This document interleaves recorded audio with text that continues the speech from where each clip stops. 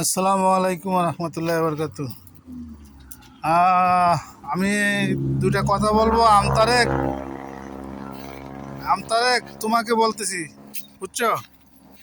তোমার তো মনে হয় এখন আমের ব্যবসা নাই, তো আমের ব্যবসাও নাই, মধুর ব্যবসাও নাই, তাই চামচামি শুরু করছো এখন। ওই যেই দল ক্ষমতা থাকে তুমি সেই দলে চামচামি করো।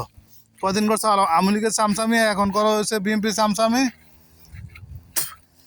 তুমি ওই জামাতের নেতা এনসিপি নেতা বিরুদ্ধে কথা বলো। তোমার মতো চামচা 10 টাকা হইলে কিনা যায়।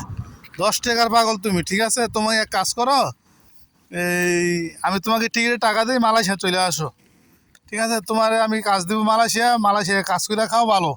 চামচামি বাদ দাও মিয়া, বুঝছো? তোমার মতো চামচা বহুত আগেই দেশের থেকে মনে করো যে বিদায় হয়েছে, ঠিক আছে? জামাতের পিছনে লাগো না মিয়া। জামাত এনসিপির পিছনে যদি লাগো, গোয়া বাঁশ দিয়ে হাতে হারিকেন দিয়া হাঁটাই দিবে, বুঝছো? পরে গোয়ার ভিতরে বাঁশ নিয়ে হাতে হারিকেন নিয়ে হাঁটতে হইব তোমার।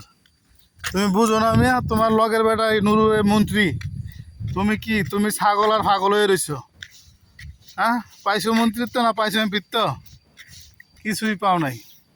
তাইলে চামচামি করে ভাই কোনো সময় বড় হওয়া যায় না, মনে রাখবা, ঠিক আছে? বড় হইতে গেলে নিজের উপরে ভরসা রাখো, কথা কম বলো, এবং কি মাথা জ্ঞান বুদ্ধি নিয়ে কাজ করো, বুদ্ধি খাটায় কাজ করো। তুমি যে কথাবার্তা বলো মানুষের বিরুদ্ধে যাইয়া, তোমাকে সারা দেশের মানুষে কি বলে? পাগল, ছাগল, আমতারেক, মধু তারেক, ইত্যাদি নামে তোমার ডাকে। আর তোমার কমেন্ট বক্স তুমি চেক করো, যে কত মানুষে তোমার মায়ের বোনের তোমার বউরে তুইলা গালাগালি করে, এগুলি দেখো তুমি। এইসব জীবনের মধ্যে ছুতু ফালানোর দরকার, বুঝছো?